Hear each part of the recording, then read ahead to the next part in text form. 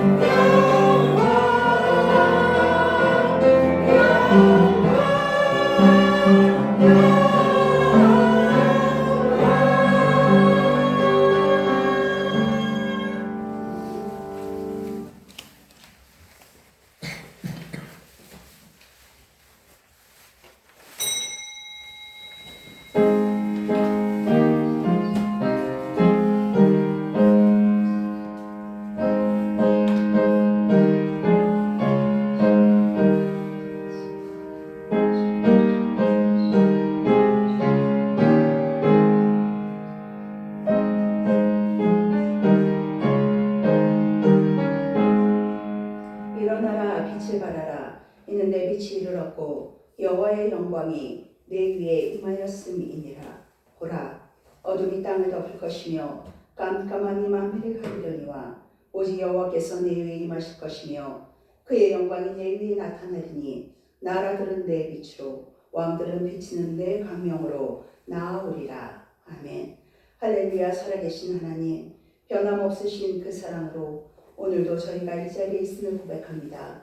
저희의 입술에 담긴 가장 순전한 진리, 예수는 그리스도시요 살아계신 하나님의 아들이심을 고백합니다.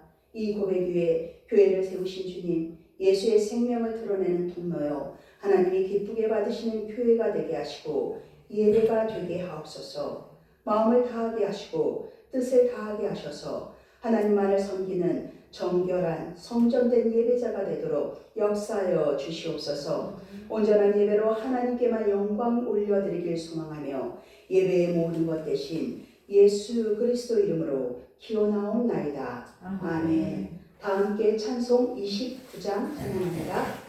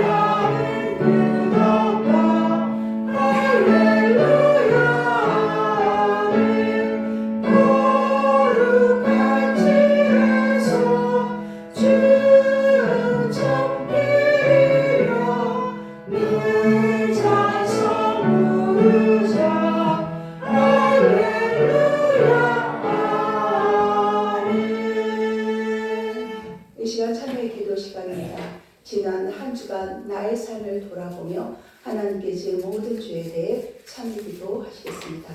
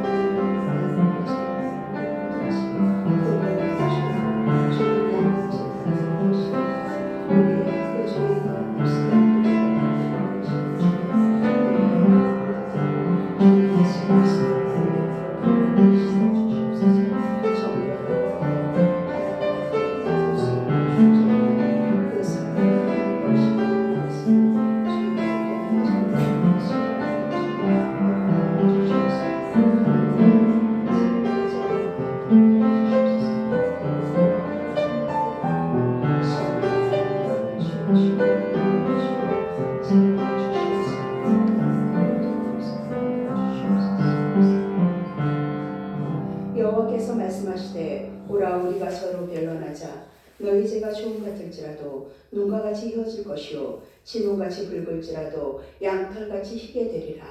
아멘. 사도신경함으로써 우리의 신앙을 하나님 아버지께 고백하시겠습니다.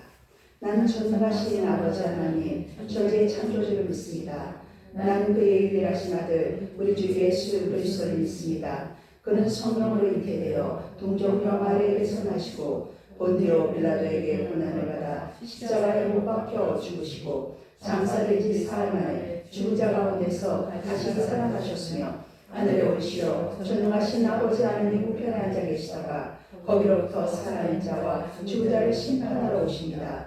나는 성령을 믿으며 거룩한 공교회와 성도의 교제와 죄를 용서받는 것과 몸의 부활과 영생을 믿습니다. 아멘. 모두 자리에 앉으셔서 성시교도 하시겠습니다.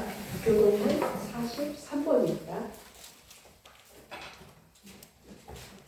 시편 99편 교독문 43번 교독하시겠습니다. 여호와께서 다스리시니 만민이 떨 것이요 여호와께서 그룹 사이에 자정하시니 땅이 흔들릴 것이로다. 시온에 계시는 여호와는 위대하시고 모든 민족보다 높으시도다. 주의 크고 두려운 이름을 찬송하시니 그는 거룩하시리로다. 능력 있는 왕은 정의를 사랑하느니라. 주께서 공의를 견고하게 세우시고 주께서 야곱에게 정의와 공의를 행하시리로다. 너희는 여호와 우리 하나님을 높여 그의 발등상 앞에서 경배할지어다. 그는 거룩하시로다. 그의 제사장들 중에는 모세와 아론이 있고 그의 이름을 부르는 자들 중에는 사무엘이 있도다. 그들이 여호와 앞에 강구하며 응답하시로다. 여호와께서 구름 기둥 가운데서 그들에게 말씀하시니 그들은 그가 그들에게 주신 증거와 이르를 지켰도다. 여호와 우리 하나님이여 주께서는 그들에게 응답하셨고 그들이 하는 대로 하기는 하셨으나 그들을 용서하신 하나님이십니다. 너희는 여호와 우리 하나님을 높이고 그 성산에서 예배할지어다. 여호와 우리 하나님은 거룩하시리로다. 아멘. 다 함께 찬송 342장입니다.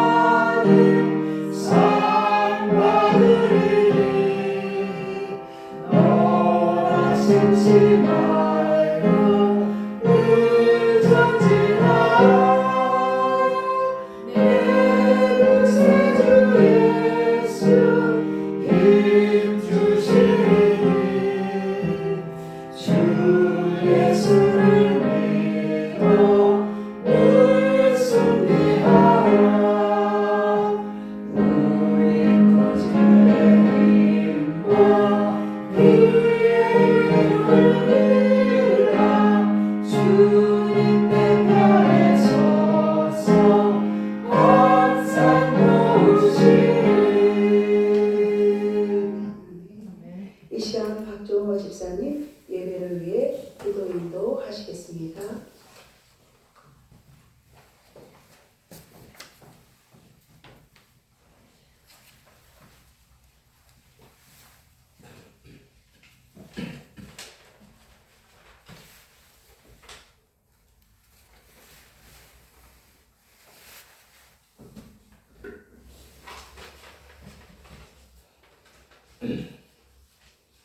할렐루야. 우리 생명이시며 주인이신 하나님을 찬양합니다. 하나님의 깊은 사랑을 다시 느끼며 우리의 삶이 기쁨과 감사로 거룩하게 하시고 오직 하나님의 뜻을 따라가는 복된 시간이 되게 하여 주시옵소서. 주님, 이 시간 우리의 중심을 주님 앞에 내려놓습니다. 큰 은혜를 받고도 세상 욕심에 흔들려 온전히 하나님을 믿지 못했던 저희를 용서해 주옵소서.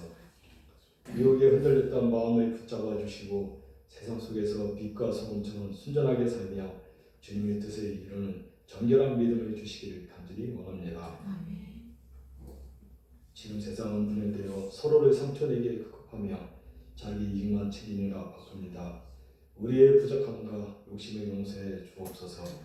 이 나라와 우리 민족이 하나님 앞에서 해야 할 일을 먼저 생각하게 하시고 온 세상에 하나님의 사랑을 전하는 나라가 되게 하여 주옵소서. 주님께서 직접 세워주신 성목교회 위해 기도합니다. 정성을 다해 교회를 돕는 모든 손길에 복을 내려주시고 모두가 성령으로 충만해져서 예수님의 자녀답게 서로 도우며 하나님의 나라를 함께 만들어가는 동료가 되게 하옵소서. 오늘 모인 성목교회 식구들과 그 가정도 기억해 주셔서 우리가 오직 말씀에 순종하며 하늘의 복과 땅의 기름진 축복을 받는 은혜의 삶을 살아내도록 성령 하나님께서 도와주시옵소서.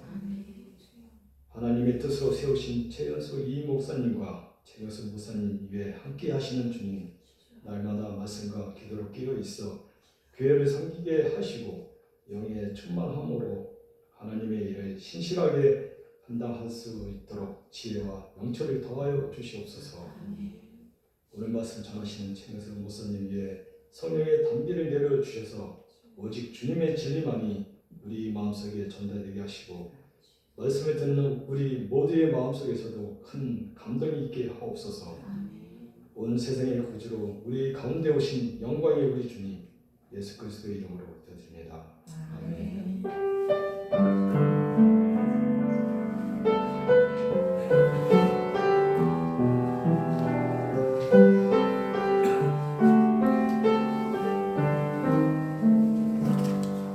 이 시간 우리에게 주신 말씀은 구약성경 열왕기하 12장 1절에서 8절까지 말씀입니다.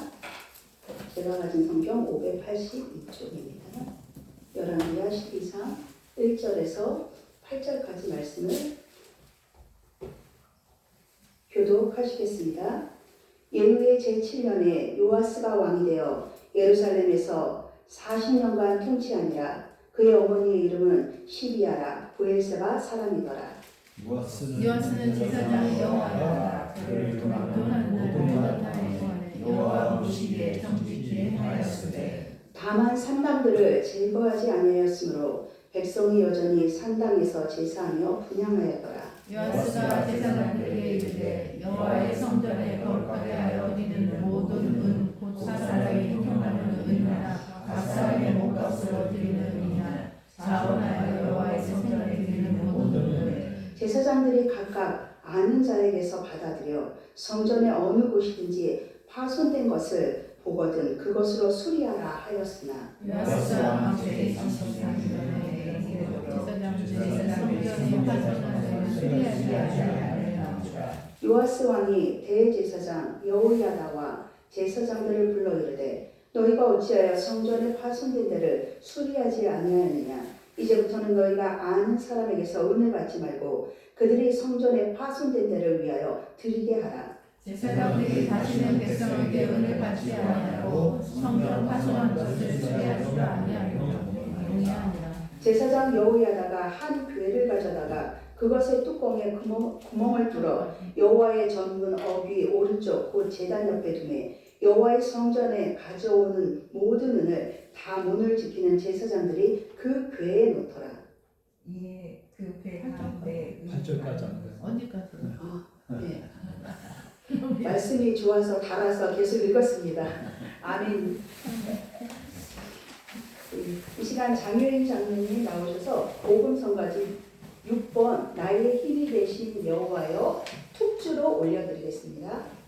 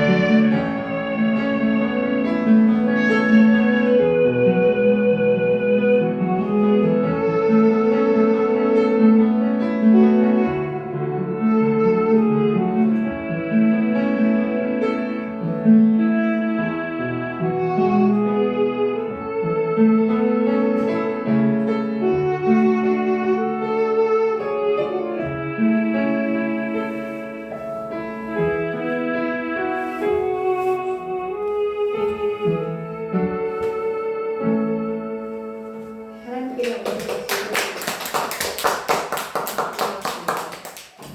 네, 말씀 듣기 전에 기도하겠습니다. 할렐루야. 사랑의 하나님, 오늘도 예배드리는 자로 우리가 이곳에 모였습니다. 이 시간 말씀을 들고 섰습니다. 전하는 자나 듣는 자나 성령 하나님 온전히 각인 위에 역사하여 주셔서 한 자라도 하나님의 말씀이 떨어지지 않고 우리 마음 안에 새겨져 하나님을 기쁘시게 하고 하나님께 영광 올려드리는 구별됨으로 나아가는 삶이 될 수 있도록 성령 하나님 역사하여 주시옵소서. 우리 구주 예수 그리스도 이름으로 기도드립니다. 아멘. 오늘 말씀 제목이 좋은 의도로만은 부족합니다 라는 말씀 제목을 적어봤습니다. 오늘 본문의 배경을 한번 살펴보면 이제 11장이 등장하는데, 이스라엘은 솔로몬 왕이었죠. 다윗의 아들이었고, 솔로몬 왕이 죽은 직후에 기원전 930년에 어떻게 됐죠? 나라가 두 개로 갈라졌습니다. 북이스라엘과 남유다로 갈라졌죠. 북이스라엘의 최초의 왕은 느밧의 아들 여로보암입니다. 사마리아의 수도를 세웠고, 그러면 남유다의 최초의 왕은 다윗의 왕위를 계승한 르호보암입니다. 솔로몬의 아들입니다. 그가 예루살렘의 수도를 두고 처음 남유다의 제1대 왕이 되었습니다. 그래서 오늘 본문 배경에 1절에 보면 예후 제7년이라고 했죠. 북이스라엘 왕 예후입니다. 그가 제10대 왕으로 즉위하고 7년 되는 해에 11장 21절에 보면은 요아스가 왕이 될 때 나이가 7세라고 이렇게 나오고 있습니다. 그런데 요아스 전에 왕이 누구였나요? 아달랴입니다. 아달랴는 누구냐? 아달랴가 폭정을 행했습니다. 정말 하나님의 뜻은 전혀 무시하고 자기 마음대로 백성들을 이끌었습니다. 왕의 권세만 느꼈습니다. 이 아달랴가 누구냐? 북이스라엘의 구약 성경에서 가장 악한 부부입니다. 악명이 높은 부부예요. 누굴까요? 아합과 어머니 이세벨의 딸입니다. 그런데 왜 남유다의 왕이 됐지? 그것은 정치적으로 정략 결혼을 한 거예요. 그러니까 5대 왕이죠. 여호람과 아합 왕이 정략 결혼을 결혼을 한 것입니다. 그런데 5대 왕 남편 여호람도 죽고 6대 왕이 그럼 아들이겠죠. 아하시아도 죽었습니다. 그러니 당연히 누가 돼야 합니까? 아들이 되어야 되죠. 하나님의 말씀도 있으셨기 때문에. 근데 이 아달랴가 왕에 즉위하면서 왕족들을 다 죽이라고 했습니다. 그 왕족의 후손도 물론 손자, 본문에 나타났듯이 누굽니까? 요아스입니다. 손자를 포함해서 다 학살하라는 명령을 내렸습니다. 이에 11장에 보면 고모가 등장해요. 고모 여호세바와 대제사장이 나오죠. 여호야다가 요아스를 성전에 숨겨서 6년간 숨겨서 보호하고 키웠다. 그 죽음의 칼날 앞에 보호한 거죠. 그 얘기가 나옵니다. 그러면서 12장 전에 어떤 내용이 나오느냐, 이 여호야다가 요아스를 7세 되는 해에 기름을 붓습니다. 이게 무슨 뜻이죠? 왕이라는 뜻이죠. 당연히 여호아스가 왕이어야 되는데 7세 때야 기름을 부어 이분이 이스라엘 남유다의 왕이다 하고 세운 거예요. 공식적으로 백성들과 군인들을 모아서 그 일을 했습니다. 대제사장이 그 해야 할 일이거든요. 그런데 아달랴가 소란에 뛰쳐나와가지고 이것은 반역이다 하고 외칩니다. 그러자 여호야다가 명령해서 그녀를 끌고 나가라. 성전 밖으로 끌고 나가서 결국 아달랴는 성전 입구에서 처참하게 처형을 당합니다. 그것이 바로 배경입니다. 이 처형을 당하는데 12장 전에 요아스가 즉위하죠. 몇 살이에요? 7살에. 몇 대 왕인가요? 8대 왕입니다. 8번째 왕입니다. 그러면은 요아스가 즉위한 것은 무슨 의미가 있을까요? 할머니 아달랴가 끊으려 했던 게 무엇인가요? 다윗 왕조의 가문을 끊으려고 했습니다. 다 죽이고 아달랴는 다윗 왕조의 가문이 아니거든요. 최초의 유다의 여왕이었지만 아니었습니다. 그 의도가 명백했습니다. 그 가문을 끊으려 했던 것입니다. 그런데 하나님이 다윗에게 사마 7장 16절에 내 집과 내 나라와 내 왕위가 영원히 견고히 설 것을 약속을 주셨습니다. 그러므로 요아스가 이어서 8대 왕이 된 것은 다윗 왕조, 하나님의 언약이 보존된 것이고 하나님이 다윗 왕에게 약속했던 그 언약의 말씀이 그대로 성취됨을 뜻하는 것입니다. 이것이 본문의 배경입니다. 본문의 요아스의 말씀 속에서 요아스는 어렸죠. 그럼 요아스의 영적인 스승이자 지도자는 누구겠습니까? 당연히 대제사장 여호야다입니다. 그는 보호했죠. 그 죽음에서 보호하고 신앙적으로 지도했던 영적인 지도자인 셈입니다. 우리 2절 말씀을 함께 읽겠습니다. 시작. 요아스는 제사장 여호야다가 그를 교훈하는 모든 날 동안에는 여호와 보시기에 정직히 행하였으되. 아멘. 말씀처럼 여호야다가 교훈하는 그날, 가르치는 그날, 그의 훈계를 받는 날 동안에 하나님을 기쁘시겠다는 거예요. 왜요? 여호야다가 악한데 요아스에게 그렇게 가르쳤을까요? 여호야다도 하나님한테 그렇게 행했습니다. 이 12장 앞절에 보면은 11장 17절에도 여호야다도 개혁을 하거든요. 산당을 부수고 그 우상들을 다 깨트려뜨리는 그런 개혁을 했습니다. 그 안에 하나님 앞에서 정직히 기쁘게 행함을 그대로 요아스에게 가르치고 요아스도 배운 것입니다. 그런 의도를 전했습니다. 그 안에. 그러나 3절에 뭐라고 되어 있나요? 그의 불완전함이 드러납니다. 여러분 성경에서 성전을 부수지 않고 남겨놨다. 이것은 우리의 본성을 그대로 드러내는 장면입니다. 그리고 이 성경에서 이 말이 나왔다는 것, 성경에서 왕들을 평가할 때는 이 산당의 제거 여부가 반드시 드러납니다. 그 기준을 말하고 있는 것입니다. 이런 상황 가운데 우리 4, 5절 말씀을 읽겠습니다. 시작. 요아스가 제사장에게 여호와의 성전에 거룩하게 하여 드리는 모든 은 곧 사람이 통용하는 은이나 각 사람의 몸값으로 드리는 은이나 자원하여 여호와의 성전에 드리는 모든 은을 제사장들이 각각 아는 자에게서 받아들여 성전의 어느 곳이든지 파손된 것을 보거든 그것을 수리하라 하였으나. 아멘.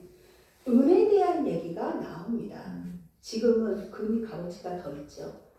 이 은에 대한 얘기가 나오는데 돈 얘기죠. 이것의 원래 목적이 무엇이라고 나옵니까? 네. 성전 수리 비용입니다. 왕 요아스는 성전이 파손된 것, 훼손된 것을 보고 4절에 세 가지 은이 등장합니다. 첫째, 성전에 거룩하게 하여 드리는 모든 은. 이것은 뭐냐면 성전에 예배드리는 믿는 자들이 드리는 헌금과 헌물입니다. 헌금도 있고 물건으로 드리는 헌물도 있죠. 그것을 말합니다. 그 다음에 둘째는 뭐냐면 사람이 통용하는 은입니다. 당시에 인도세라는 게 있어요. 이게 뭐냐면 속죄의 돈이라고 합니다. 다른 말로 율법에 따라 각 사람의 부과된, 우리도 이걸 내죠, 세금입니다. 세금을 말합니다. 그리고 마지막 자원하는 마음으로 드린 모든 은은 말 그대로 자발적으로 드린 기부금입니다. 이 세 가지의 돈이 들어왔다는 것입니다. 그럼 5절에 헌금으로 들어온 은을 성전 보수의 공사에 쓰도록 왕이 명령을 내렸습니다. 요아스는 왜 성전을 보수하려고 했을까요? 이것을 생각해 보셨습니까? 여러분, 우리는 집이 무너지고 수도가 새고 파손됐으면 당연히 고쳐야 합니다. 그런데 단순한 생각과 의도에서 이것을 명령한 것이 아닙니다. 성전, 이 교회는 누가 주인이십니까? 하나님입니다. 당시 성전은 하나님이 임재하신 것입니다. 하나님을 만나는 곳입니다. 그렇기 때문에 성전 보수는 곧 하나님과의 관계를, 이 요아스가 그 죽음의 칼날 끝에서 왕이 되었잖아요. 그 어린 인생이라도 녹록치 않은 인생이었습니다. 그 신앙의 결단을 다시 하고자 하는 그 새로운 마음입니다. 그리고 우리는 다시금 하나님, 본인도 저는 하나님의 자녀입니다. 백성입니다. 이 남유다 이스라엘 백성 하나님의 백성입니다. 하나님은 나의 구주십니다 하는 고백입니다. 그 정체성을 다시 확인시키고자 하는 그 명령임의 행위였습니다. 우리도 교회 공동체로 함께 모여서 예배드리고 있잖아요. 이 교제가 무엇을 뜻한가요? 나는, 여러분, 저 자신조차도 세상에 깨어지고 부서지기 쉬운 존재입니다. 제가 저를 어떻게 붙들 수 없어요. 바꿀 수 없습니다. 그런데 그런 우리들이 부족하고 불의하고 연약하고 미약하지만 이 자리에 모여서 교회의 주인 대신 그 예수 그리스도의 이름 앞에 함께 모여서 서로 세워가라고, 서로 세워주라고, 서로 위로하고 사랑하라고, 말씀 안에 든든히 세워가라고 우리를 이곳에 모여 함께 예배하게 하신 것입니다. 요아스는 여러분 아시다시피 어린 왕입니다. 그러나 그가 성전 보수, 이건 개혁입니다. 요아스를 보면 개혁의 왕이라고도 부릅니다. 이 개혁이 상징적으로 시작되었음을 알려주고 있습니다. 성전이 파손된 상태로 방치해 놓는 것은 내가 어디 찢기고 부셔지고 상처나고 죄 가득한 상태로 놔둔다는 것은 하나님의 성령을 거스리는 일이에요. 하나님을 모독하는 일입니다. 왜요? 우리는 성전이라고 했는데 하나님의 피로 갖추어 산 생명인데 파손되고 찢기고 사단의 종노릇한 채로 내가 나를 방치해 둔다는 것은 하나님을 없이 망령되이 여기는 것이기 때문에 요아스의 그 어린 심령 가운데도 그걸 깨달은 것입니다. 하나님을 소홀히 한 증거이기 때문입니다. 파손되지만. 그래서 그걸 보수함으로써 하나님께 드려 이게 깨끗이 하여서 수리하여서 회복된 그 모습을 보이길 원했던 것입니다. 그런데 여러분 문제가 발생했습니다. 우리 6절 말씀을 읽겠습니다. 시작. 요아스 왕 제23년에 이르도록 제사장들이 성전의 파수꾼들을 수리하지 아니하는지라. 아멘. 제23년에 이르도록 수리하지 않았습니다. 요아스가 7살에 왕에 올랐습니다. 그러면 대략 16년. 근데 그 전에 성전을 수리하도록 23년에 이르도록 했으니까 그 전에 명령을 내린 것이죠. 그런데 그 시간 동안 또 수리를 하지 않았습니다. 보수 명령은 왕의 명령을 여러분 어긴 것입니다. 그럼에도 불구하고 방치되어 있었죠. 그러자 이 23년째에 정말 진짜 개혁을 주도한 것입니다. 이 뜻이 무슨 말이에요? 아까 4절에 3가지의 은이 들어왔다고 했잖아요. 그것은 돈이 제대로 사용되지 않았음을 뜻합니다. 여러분 왜 그랬을까요? 여러분 성경을 읽을 때 그냥 줄줄줄줄 진리의 말씀이니까 하나님의 말씀 1.1에 또 뭐 틀림이 없어. 보태거나 빼지 말아야 돼. 그거 맞는 말인데 성경을 문자로만 그냥 읽으면 그냥 문자예요. 글이에요. 이거를 읽으면서 왜 그랬을까? 하나님 이거는 왜 이렇게 됐죠? 그리고 나한테 적용을 해야 합니다. 그래서 저는 이걸 읽으면서 왜 그랬을까? 왜 성전을 수리하고 그것도 본인들이 세운 왕이 명령을 했는데 수리되지 않았습니다. 그래서 이런 질문을 하게 된 것입니다. 분명 왕이 4절에 제사장들에게 성전을 수리하라고 명령했다는 장면이 나옵니다. 처음에는 제사장들이 이 수리 비용을 관리했지만 실제로 수리에 사용되지 않았다는 것입니다. 그런데 제사장들이 그 말을 거역한 이유는 나오지 않습니다. 그래서 내 상상력을 동원하라는 게 아니라 하나님의 말씀 앞에서 왜 이렇게 했을까를 믿음 안에서 이것이 해석이 돼야 됩니다. 하나님께 물어야 됩니다. 이유는 알 수 없습니다. 명령을 듣지 않은 그들이 그런데 7절에 왕이 책망하는 내용은 나옵니다. 7절 하반절에 너희는 더 이상 돈을 받지 말고 성전 보수에만 그것을 쓰라 하고 다시금 명령을 내립니다. 왜요? 제사장들이 은을 받기는 했지만 제대로 사용을 안 했기 때문입니다. 여기서 제사장 대표가 누구죠? 여호야다입니다. 이 요아스의 영적 지도자고 보호하고 그 개혁을 할 정도로 산당을 부술 정도로 그도 하나님 앞에 정직히 행했던 자입니다. 그를 보호하고 신앙적으로 이끌어 주어 요아스가 하나님 앞에 정직하게 행했습니다. 그도 정직한 마음으로 정직한 의도로 좋은 의도로 그리 했는데 왜 성전은 수리되지 않았습니다. 왜요? 돈이 제대로 사용되지 못했을까요? 여호야다의 마음이 그 안에서 처음과 같지 않고 처음에는 좋은 의도였습니다. 그러나 그것이 쭉 이어지지 않고 어린 왕일지라도 왕의 명령을 따라야 되는데 그 마음이 변질됐는지 아니면 어리기 때문에 그를 가르치고 지도했기 때문에 그가 위에 서려고 했는지 그건 나타나지 않습니다. 우리는 알 수 없습니다. 그래서 한편 또 생각하면 이 대제사장이고 제사장들이 성전 재정은 관리를 했습니다. 그러면 뭔가 체계적인 이 회계나 감독 제도가 없었던 것. 그럴 수 있죠. 그렇기 때문에 제대로 쓰이지 못했겠구나라고 유추해 볼 수 있습니다. 이것은 왜 이것을 유추했냐면 다음에 요아스가 정말 개혁을 합니다. 어떤 개혁을 하죠? 헌금궤를 두어 제도를 개혁하는 장면에서 이 부분을 회계감독제도가 제대로 되지 않았구나 하고 유추할 수 있는 것입니다. 우리 9절 말씀 함께 읽겠습니다. 시작. 제사장 여호야다가 그것의 뚜껑에 구멍을 뚫어 여호와의 전문 어귀 오른쪽 곧 제사장 대중에 여호와의 성전에 가져오는 모든 은을 불을 지피는 제사장들이 그 궤에 넣어라. 아멘. 성전 입구에 궤를 넣었다는 것은 헌금함을 넣었다는 거예요. 우리도 문 옆에 헌금함이 있는데요. 사람들이 직접 거기에 은을 넣게 합니다.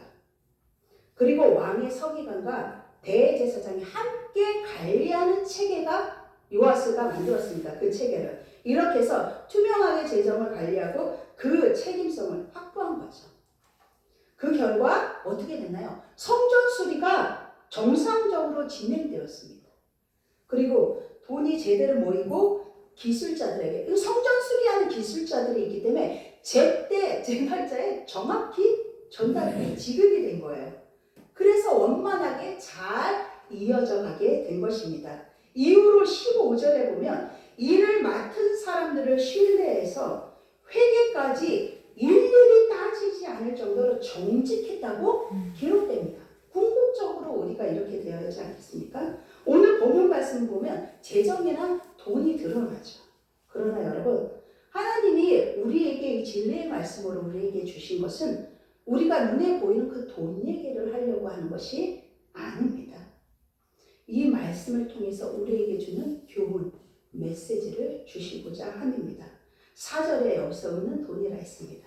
이 돈을 여호와의 성전에 거룩하게 드렸다고 했습니다. 이거는 구별하여 드린 것이죠. 마음을 드린 것입니다. 하나님께 드린 것입니다. 왜요? 물질의 주인 또한 하나님이시기 때문입니다. 하나님으로부터 여러분 나지 않은 것은 세상에 하나도 없습니다. 요한복음 1장 3절에 만물이 그로 말미암아 지은 바 되었으니 지은 것이 하나도 그가 없이는 된 것이 없느니라. 아멘. 모든 존재의 창조가 하나님으로부터 비롯됐음을 우리로 깨닫게 하십니다. 곧 이 말씀은 하나님께 드린 것은 하나님이 원하시는 방향대로, 하나님이 뭐 재물이 필요하세요? 물질이 필요하세요? 그렇지 않습니다.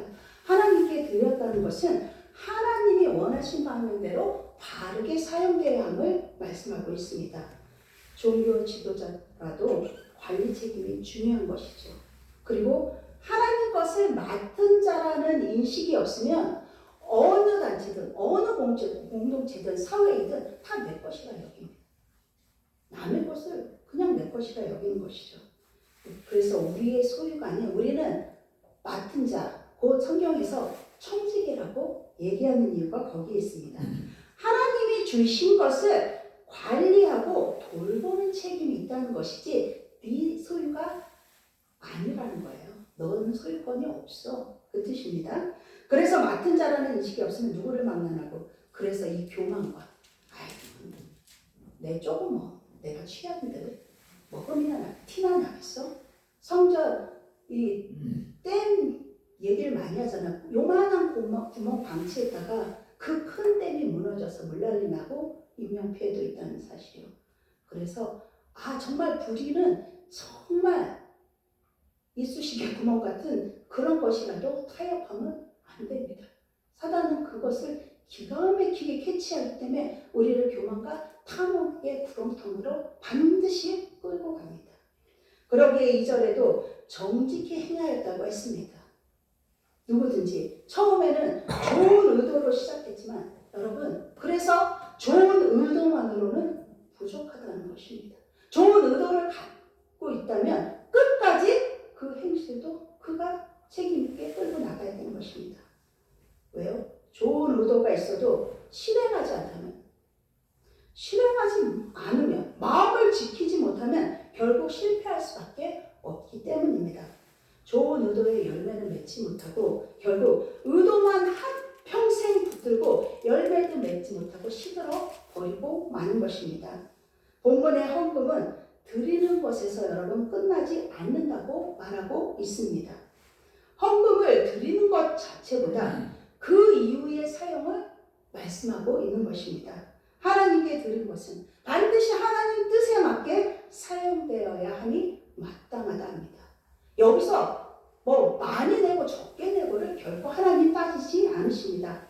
단순히 그렇기 때문에 우리가 많이 드리든 적게 드리든 냈다로 끝나는 게 아니라 어디에 어떻게 쓰이는지가 중요하다는 것입니다. 왕 요아스가 헌금 시스템을 바꾼 이유는 여러분 명확합니다. 좋은 사람이라고 해서 관리도 자동으로 되는 건 아니거든요. 여호야다가 좋은 사람이었죠. 신앙으로 지도하고 그를 보호하고 품어줬기 때문에. 왕도 마찬가지입니다. 왕이 헌금함을 설치하므로 그때서야 비로소 왕과 제사장이 공동 관리하며 투명한 구조를 만들게 되었습니다. 교회든 공동체든 서로의 신뢰는 이 시스템이 서로 지키겠다는 약속, 서로가 서로에게 보이지 않는 약속일지라도 약속을 한 것입니다. 하나님 일은 여러분 정직한 사람을 통해 이루어집니다. 우리 15절 말씀에 하반절에 보면은 제가 읽겠습니다. 그들이 성실하게 일했기 때문에 따로 회개하지 않았다고 했습니다. 이 표현이 무슨 뜻이냐면 회개하지 않았다는 뜻의 이 원래 뜻을 보면은 단순히 돈을 계산하지 않았다는 뜻이 아닙니다. 그들의 정직과 신실함을 믿어주었다는 뜻이고 회개하지 않았다는 건 공작하다, 음모하다, 사악한 꾀를 내지 않았다는 뜻이에요. 하나님의 말씀에 순종한 자의 그 안에 어떻게 이것이 자리할 수 있겠습니까? 그렇기 때문에 불필요한 의심이나 그것도 되게 피곤하죠. 막 저 사람이 의심하고 어떻게 했나? 이거 골치 아프잖아요. 그런데 이게 정직히 성실하게 행함으로 말미암아 불필요한 의심이나 복잡한 절차가 줄어들었다는 뜻입니다. 하나님 앞에서 그래서 서로 신뢰하고 존중하게 되었다는 뜻입니다. 하나님이 하시는 일이 바로 이것입니다. 사람이 개입해서 사람의 뜻과 생각이 들어가므로 이런 음모하다, 회개한다는 것은 지금은 다른 의미지만 원래의 뜻은 이렇다는 것이죠. 우리 속사람을 말하고 있는 것입니다. 하나님의 일은 그래서 핵심은 여러분 화려함이 아닙니다. 기교가 아닙니다. 정직함과 성실함, 신실함입니다. 우리가 하나님의 큰 일을 맡지 않아도 각자에게 그런데 맡겨주셨습니다. 정직, 곧 믿음으로 행하는 것이 신앙의 핵심입니다. 중요합니다. 그러기에 여러분 좋은 의도만으로는 부족하다고 말씀드리는 것입니다. 처음에는 제사장들도 나쁜 의도는 전혀 없었습니다. 하지만 결과적으로 그 행위가 드러났잖아요. 성전 수리가 안 됐죠. 우리가 하나님 앞에 하나님 제 마음은 이러이러했습니다. 이것만으로는 충분하지 않다는 것입니다. 여러분 왜요? 우리에게 주신 이 하나님의 말씀은 실제거든요. 주의 영은 실제적으로 지금도 운행하시고 계십니다. 그렇다면 좋은 의도로 시작했다면 실제로 그 의도가 삶에서 작동되어야 한다는 것입니다. 여러분이 하나님께 시간, 돈, 물질 드리고 있지 않습니까? 그렇다면 정말 정직하게 책임 있게 하나님 앞에서가 우리 사람 앞에서가 아니라 하나님 앞에서 그렇게 행하면 사람을 의식할 필요가 없거든요. 이거는 자동적으로 정직하고 성실하게 신실하게 하게 되기 때문입니다. 이것이 곧 누구를 위한 길이에요? 본인을 위한 길이에요. 하나님 앞에서 하는데 하나님은 나의 유익을 위해서 그 일을 하게 하시거든요. 그렇다면 정말 올바로 바르게 정말 덕이 되게 사용되어야 한다는 것입니다. 요아스가 투명하게 관리하기 위해 궤를 성전 옆에 두었다는 것은 하나님의 일은 혼자 하는 것이 아니라는 메시지입니다. 전도서 4장 9절에서 10절 말씀에 두 사람이 한 사람보다 나으면 그들이 수고함으로 좋은 상을 얻을 것이니라. 혹시 그들이 넘어지면 하나가 그 동물을 붙들어 일으킨다고 말씀하셨습니다. 동역에 반드시 하나님의 일은 동역을 해야 됩니다. 기도로 동역하든 같이 물질로 동역하든 함께하는 것입니다. 함께함으로 하나님의 일을 이뤄가는 것입니다. 나는 약하고 부족하나 하나님은 각 사람에게 이 은사와 역할을 주셔서 함께 일하도록 하셨습니다. 로마서 15장 1절에도 강한 자가 마땅히 연약한 자의 약점을 담당하고 자기를 드러내지 말라 하셨습니다. 하나님이 일은 내 능력으로 하는 게 아니거든요. 여러분 해보셨지만 아마 단 하루 얼마든 할 수 있습니다. 그러나 결코 그것이 이어지지 않는다는 걸 이 사흘 동안 여러분의 경험상에서 또 아실 것입니다. 그래서 공동체와 성령의 역사로 이루어진 것입니다. 분명한 것은 어느 누구를 막론하고 우리는 영적인 존재임을 잊지 마십시오. 영적인 일도 결국 어디서 드러나요? 현실적인 상황으로 드러나야 합니다. 기도만 24시간 기도만이고 아무것도 안 해요. 그건 하나님이 원하지 않으십니다. 말씀만 24시간 읽어요. 아무것도 안 해요. 그거 아닙니다. 반드시 삶으로 드러나야 합니다. 그러므로 그것이 공동체 안에서 우리가 교회 공동체를 모였기 때문에 어떻게 드러날 것인지를 내가 먼저 기도하고 묵상하고 고려하면서 어떤 영향을 끼친지에 대해서도 염두에 두고 내 신앙을 관리해야 한다는 것입니다. 여러분 이 다음에 아니 오늘 당장이라도 하나님 앞에 저는 믿음은 있습니다. 늘 좋은 의도를 가지고 있었습니다. 라고 하신다면 하나님이 그래 착하고 충성된 종아 이러실까요? 아니요. 결코 그렇지 않을 것입니다. 그렇다면 너는 그 좋은 의도, 좋은 믿음 가지고 무엇했니? 라고 반드시 물으실 것입니다. 하나님께서는 그 믿음이 실제로 너의 삶에 이웃에 공동체에 어떻게 나타났지 어떤 열매를 맺었는지를 물으실 것입니다. 그 실제는 다른 무엇이 아닙니다. 그럼 실제가 되게 하려면 어떻게 해야 돼요? 어려워요. 무릎으로 하십시오. 무릎으로 하라는 말은 기도하라는 것입니다. 경건의 실천은 여러분 기도로 시작합니다.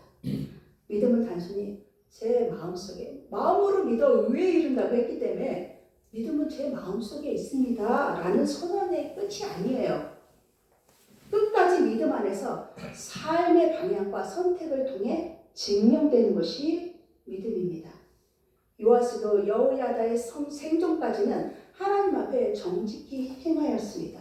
그러나 결국 그 마음이 변질되어 비참하게 생을 마감합니다.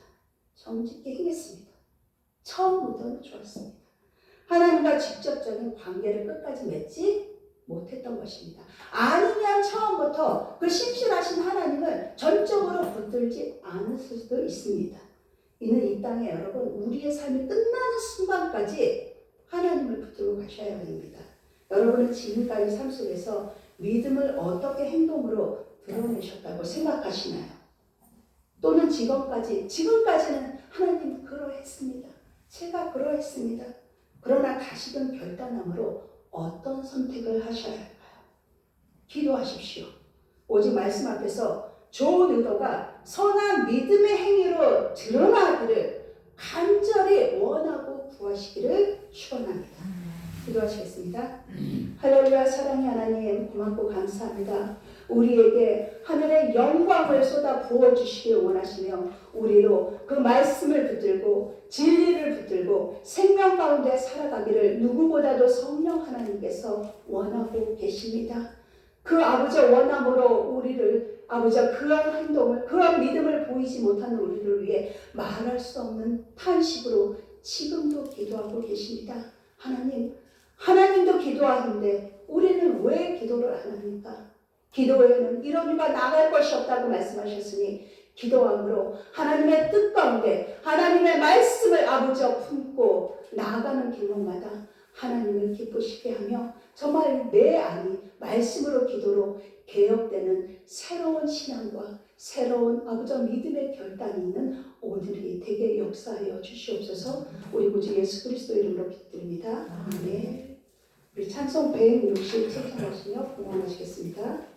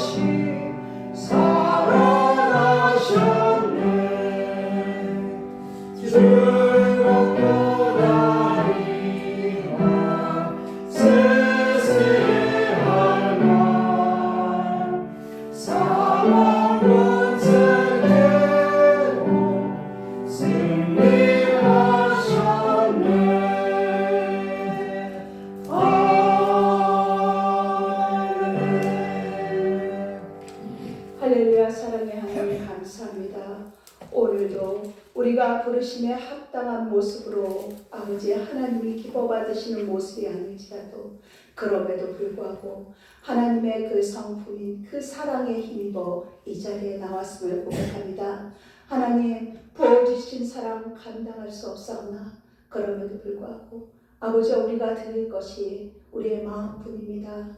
하나님 우리의 마음과 정성을 다해 드린 물질 이 예물을 주님 기뻐 받아 주시옵시고 오직 하나님의 나라와 그 일을 위해 온전함으로 사용되게 하여 주셔서 바치는 손길도 아버지 누르고 흔들어 넘치도록 하시는 하나님의 풍성한 은혜를 경험하며 만끽하며 하나님을 기뻐 노래하며 찬양하는 아버지와 그들의 삶이 되게 해주시고 가정이 되게 하시고 일터가 되게 하여 주시옵소서. 하나님 한 분만을 사랑합니다. 그 이름을 우리에게 주신 그 예수 그리스도 그 존귀하신 이름을 아버지 하나님 앞에 가기까지 찬양하며 경배하며 영광된 삶을 살아가는 아버지와 성목의 권속들이 될 수 있도록 인도하여 주시옵소서. 우리 구주 예수 그리스도 이름으로 기도드립니다. 아멘. 우리 광고 말씀 드리겠습니다. 날마다 정말 주님 이름 앞에서 우리 힘쓰시고 우리의 복음을 있는 곳에서 내가 아는 게 부족하면 하나님께 물으시기 바랍니다. 그러면 복음은 어렵지 않거든요. 사실 또 모르는 사람들이 길게 물어보지도 않아요. 본인들도 모르기 때문에 그냥 예수 믿으세요. 그 한마디가 여러분 능력이 됩니다. 그래서 그냥 이렇게 툭 던져보세요. 전도가 사실 그렇게 큰 게 아니거든요. 꼭 그렇게 전하시기 바랍니다. 그리고 용서와 사랑에 날마다 삶에서 실천하는 저희가 되길 바라며 그리고 돕는 손길들을 위해 꾸준히 기도해 주시고 정말 말씀을 가까이 하십시오. 말씀 속에서 내가 어떻게 해야 될지 살아갈 방향을 주님은 말씀하고 계십니다. 나라 민족을 위해 또 열방을 위해 기도해 주시고 오늘 반주자 정식으로 우리 신은서 자매님이 이제 5월 당회를 통해서 정식으로 이력서를 제출하실 건데요. 신은서 자매님. 그래도 오늘 공식적으로는 오늘 처음 반주자 사명자로 또 하나님이 부르신 겁니다. 우리 은서야 잠깐 일어나서 우리 환영하는 하나님의 이름으로 기뻐하며 축복하는 우리를 환영합니다. 감사합니다.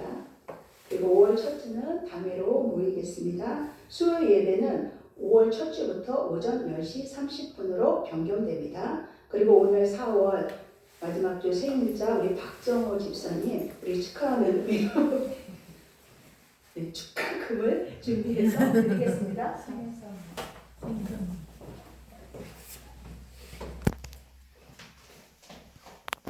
우리 생일 축하하는 의미로 생일 축하는 할까요? 네. 네. 생일 준비돼요?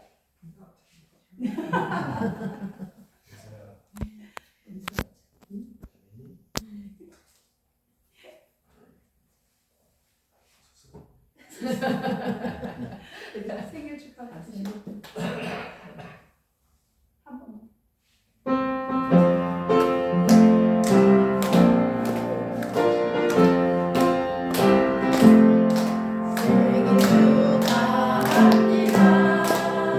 생일 축하합니다.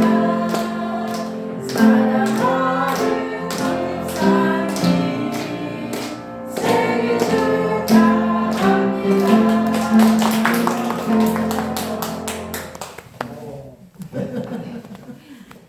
기뻐하시니 감사하네요. 그럼 이 시간 다 함께 일어나셔서 이런 교회에 계셔서 축도하는 교회를 마치겠습니다.